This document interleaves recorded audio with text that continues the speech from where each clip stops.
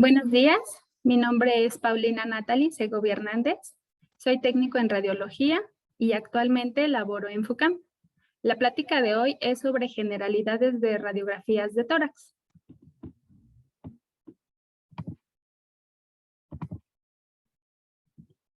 Como introducción, las radiografías de tórax representan más del 50% de los estudios de imagen de un centro hospitalario.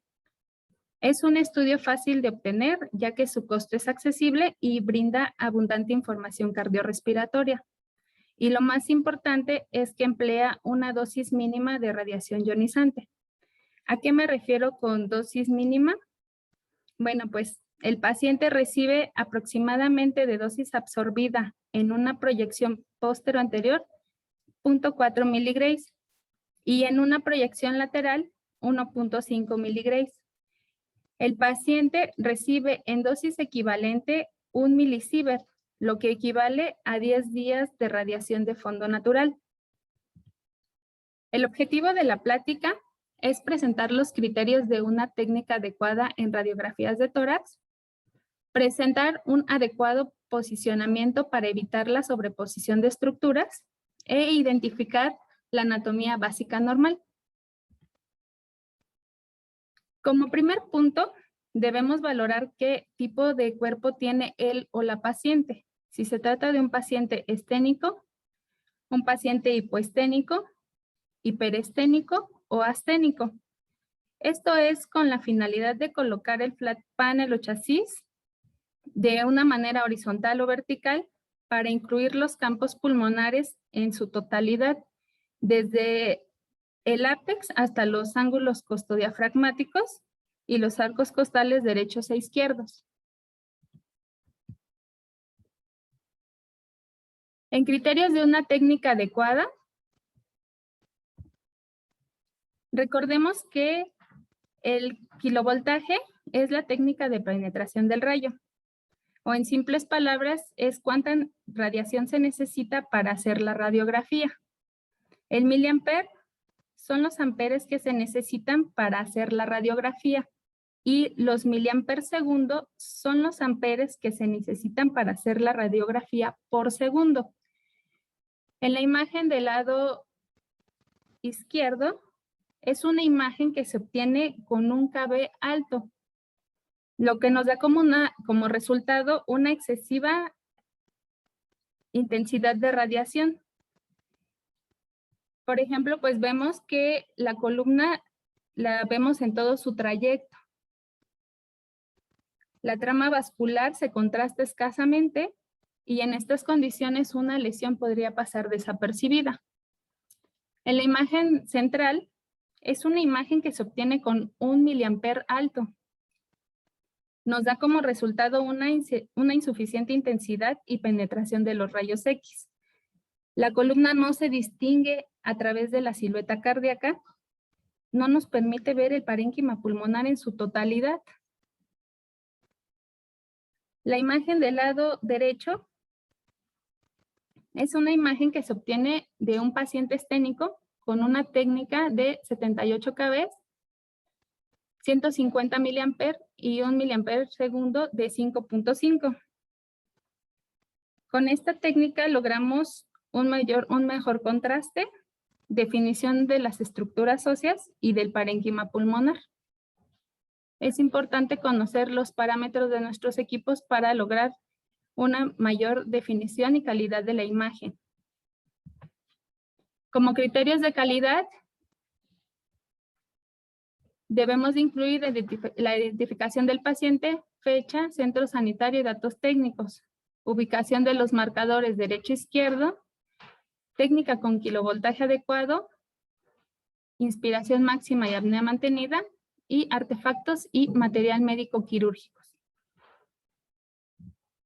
El primer punto fue la identificación del paciente. La radiografía debe incluir la fecha de realización del estudio, nombre completo del paciente, nombre del centro sanitario, proyección que se está realizando y los valores técnicos. La importancia de los marcadores derecha e izquierda es de suma importancia, ya que podemos hacer confusa la información. Por ejemplo, en esta paciente podría pensarse que es una destrocardia, sin embargo, es una paciente con situs inversus totales. Lo podemos ver ya que la burbuja gástrica la vemos también del lado izquierdo.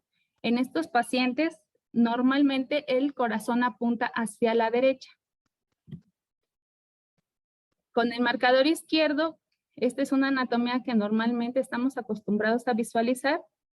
El corazón apunta hacia la izquierda y marcamos nuestra imagen con el marcador izquierdo. Por lo tanto, es indispensable la ubicación de estos marcadores para no cometer el error de enviar una imagen que no sea la correcta.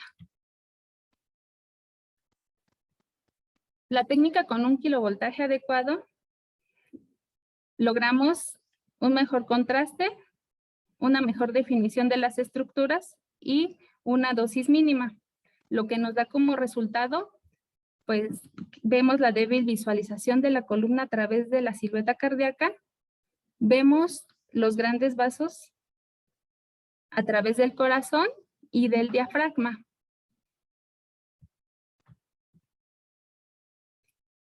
En inspiración máxima y apnea mantenida, se considera que el nivel de inspiración es excelente para la radiografía de tórax cuando por encima del diafragma es posible contar del 9º al 10º arco costal posterior. Si es inferior a 10 arcos costales posteriores, la inspiración ha sido insuficiente. O bien, el paciente presenta un volumen pulmonar bajo.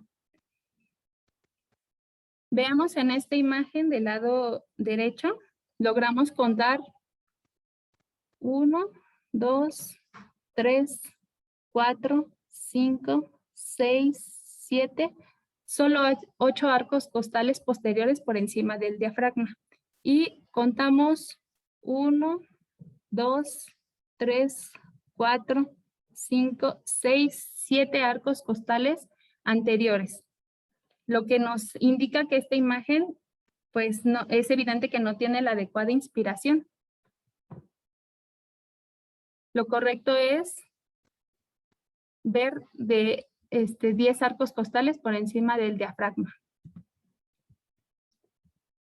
Los artefactos en pacientes los podemos evitar. Por ejemplo, en este paciente, el cabello lo tenía trenzado y lo podemos visualizar por encima de los apicales y se podría confundir con alguna lesión. Es importante que en paciente mujer pues se recojan el cabello, retiren la ropa de la cintura hacia arriba y cualquier collar o cadenita que llegaran a traer, porque por ejemplo en esta imagen la paciente no se retira el sostén y logramos ver los broches. En los artefactos médico-quirúrgicos, bueno, pues esta es una paciente que tiene un catéter para quimioterapia después de una cirugía conservadora de mama derecha. Y en esta imagen es una paciente con expansores para cirugía reconstructiva después de una mastectomía bilateral. Hay artefactos que los podemos evitar y otros que, bueno, pues debido a sus cirugías, pues esos no los vamos a poder evitar. En los criterios de una técnica adecuada, la tercera vértebra torácica la debemos observar proyectada entre las articulaciones esternoclaviculares. En los extremos mediales de las clavículas deben estar a la misma distancia de las apófisis espinosas. Y bueno, en este caso, observamos que la clavícula izquierda se está proyectando por encima de las apófisis espinosas, lo que quiere decir que el paciente se encuentra pues rotado, por eso es que observamos la clavícula proyectada en la apófisis.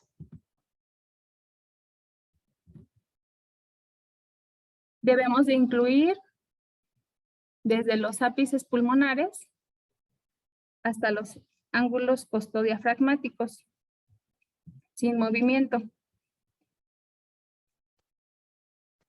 El corazón debe aparecer sin rotación ni los campos pulmonares. Este aspecto lo señalé por la equidistancia entre las articulaciones esternoclaviculares. Y aquí en esta imagen, si la paciente llegara a tener alguna lesión por la zona apical, pues la podríamos pasar desapercibida si no mejoramos esta imagen, que no incluye su totalidad del ápice pulmonar.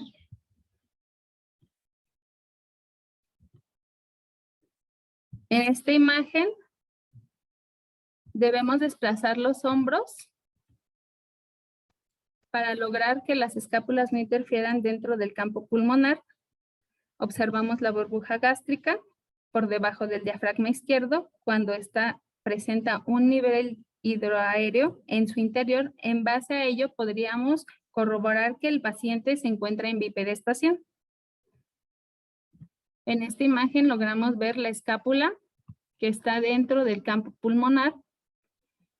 Esto quiere decir que no fue desplazada adecuadamente.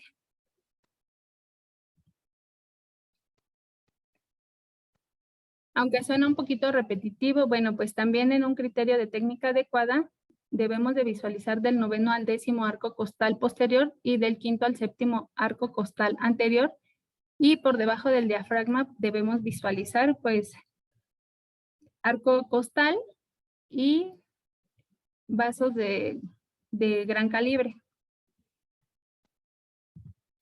En esta imagen, también dentro del criterio adecuado, contamos 1, 2, 3, 4, 5, 6, 7, 8 arcos posteriores y 1, 2, 3, 4, 5, 6, 7 arcos anteriores.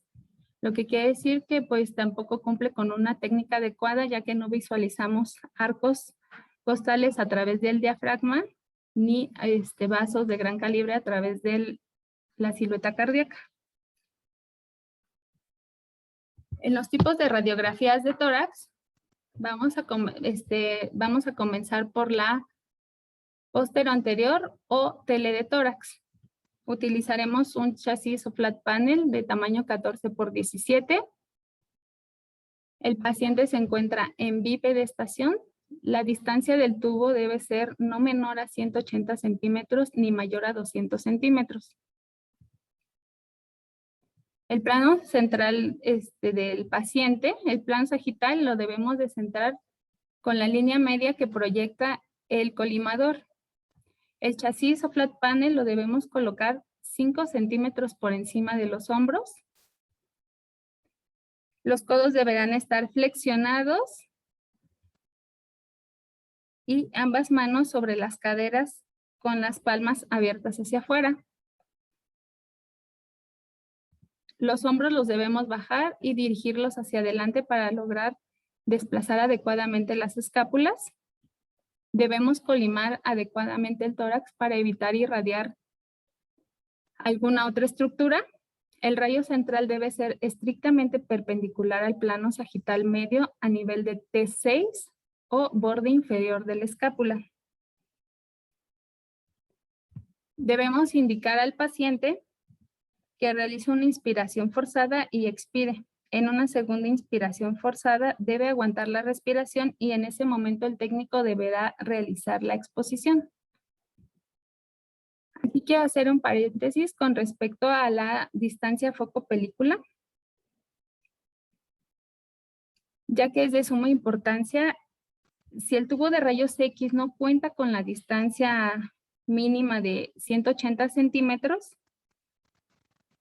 obtenemos como resultado la magnificación del corazón. Es decir, si nuestro tórax está cercano hacia la fuente de radiación, lo que vamos a hacer es proyectar el tamaño del corazón y vamos a dar como resultado una imagen aumentada, lo que podríamos ocasionar dando así una falsa impresión de cardiomegalia. Por ello es importante que la distancia sea la adecuada. En cambio, si nosotros tenemos la distancia de 180 centímetros, vamos a proyectar el tamaño del corazón. Pues será mínima la magnificación, ya que la distancia es lo que nos va a hacer que la proyección sea de tamaño real. Y bueno, continuamos con la proyección anteroposterior de tórax. Vamos a utilizar pues igual un chasis o flat panel de tamaño 14 por 17, una distancia de 180 centímetros a 200 centímetros. El paciente se encuentra en bipedestación o sentado. El buki la espalda va a quedar pegada en el buki. El chasis o flat panel lo vamos a colocar 5 centímetros por encima de los hombros. Las manos deberán estar en pronación y el rayo central debe ser estrictamente perpendicular a nivel de T6 o 4 centímetros por arriba del apéndice gifoides. Al paciente se le debe indicar que realice una inspiración forzada y expire. En una segunda inspiración forzada debe de aguantar la respiración y en ese momento se deberá realizar la exposición.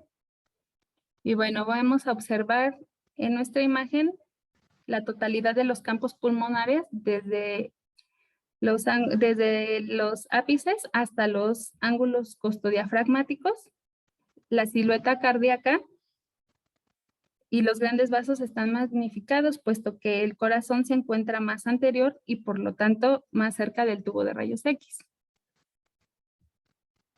Las escápulas las vamos a encontrar dentro del campo pulmonar.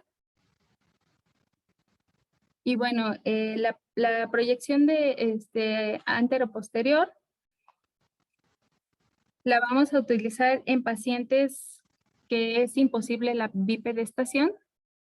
Y bueno, para mejorar la calidad de la imagen debido a que no contamos con una rejilla antidifusora, lo único que podremos realizar para mejorar la calidad de la imagen es darle distancia a nuestro tubo de rayos X para así lograr un mejor contraste y no magnificar demasiado la silueta cardíaca y el diafragma. La AP pues la utilizamos normalmente para, como ya lo dije, en pacientes que es difícil la bipedestación y en tórax óseo, perdón. Bueno, ¿cómo diferenciar una AP de una PA? Bueno, pues en la PA el campo pulmonar lo encontramos alargado, las clavículas las encontramos en Y, las escápulas fuera del campo pulmonar y observamos burbuja gástrica.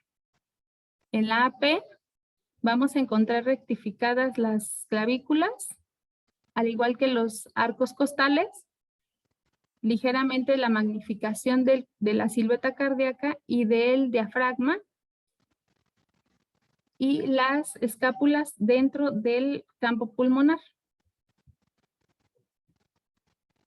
Vamos a continuar con la proyección lateral de tórax. Chasis flat panel 14 por 17. Lo podemos utilizar de manera horizontal o vertical. La distancia del tubo no debe de ser menor a 180 centímetros ni mayor a 200. El paciente, su costado del lado izquierdo lo tendrá pegado hacia el buki. Debemos centrar el plano sagital medio, debe ser paralelo a la línea que proyecta el tubo de rayos X. El chasis flat panel lo vamos a colocar 5 centímetros por encima de los hombros. Vamos a elevar los hombros, vamos a flexionar los codos y colocar los antebrazos por encima de la cabeza y extender el mentón. Debemos colimar adecuadamente. El rayo central debe ser estrictamente perpendicular sobre la línea media del tórax a nivel de T6 o borde inferior de la escápula. La indicación al paciente es que realice una inspiración forzada y expire. En una segunda inspiración forzada, debe aguantar la respiración y en ese momento el técnico deberá realizar la exposición. En esta imagen vamos a ver el vértice pulmonar, el seno cardiofrénico y el seno costodiafragmático. Vamos a visualizar el esternón y la columna dorsal.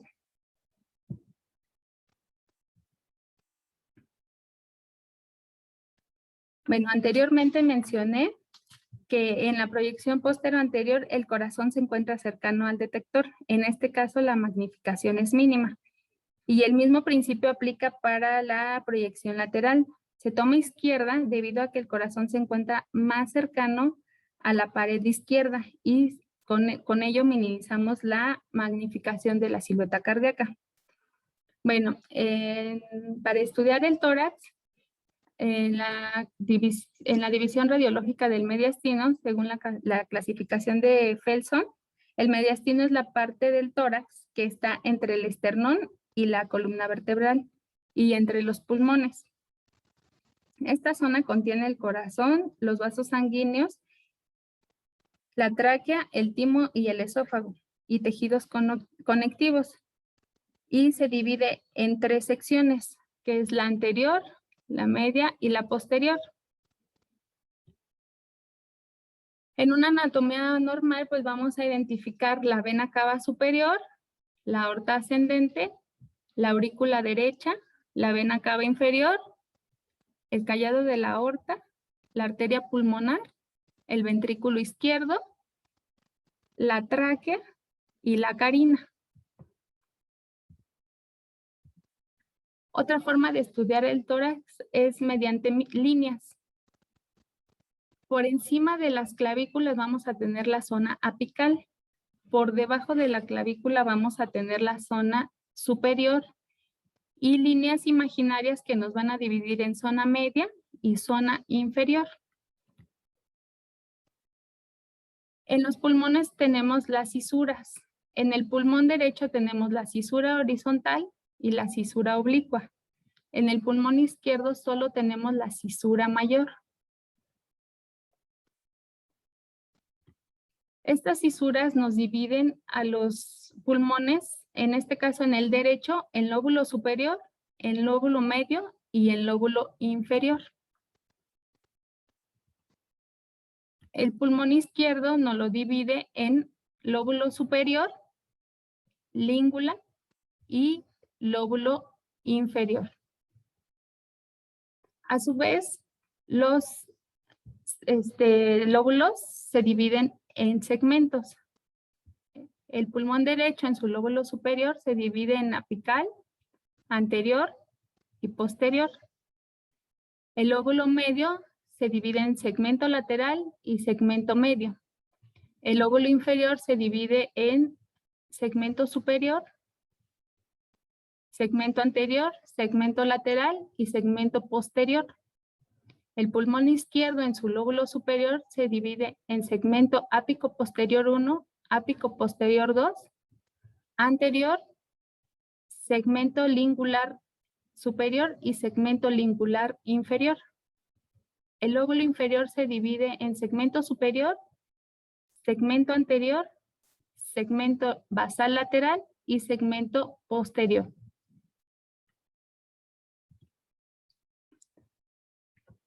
La importancia del índice cardiotorácico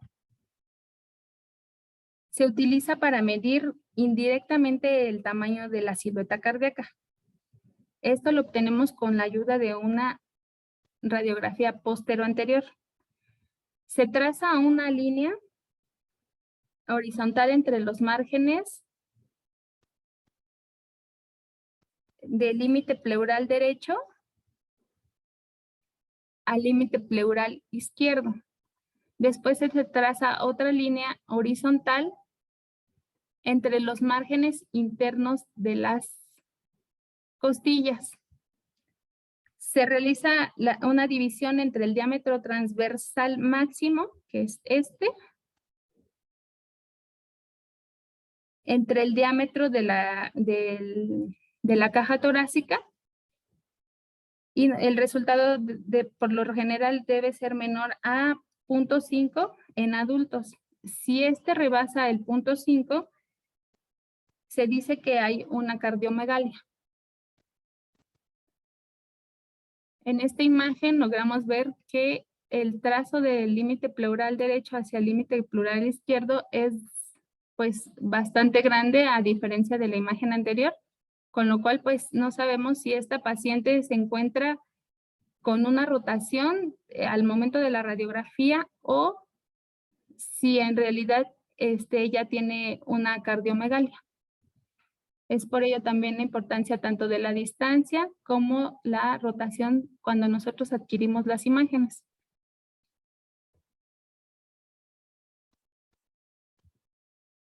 Bueno, esta imagen la puse porque pues va muy bien con lo que acabo de mencionar respecto a la importancia de la vista lateral y la AP. Nunca nos debemos de quedar con una imagen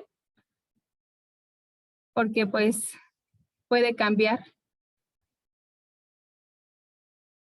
En esta imagen, por ejemplo, se alcanza a ver aquí una calcificación, pareciera que está dentro del pulmón, se le toma una lateral y pues no, la calcificación se encuentra fuera del pulmón, está en la mama y se corrobora con la mastografía de esta paciente, que son macrocalcificaciones en las cuales pues las proyectamos en nuestras placas de tórax.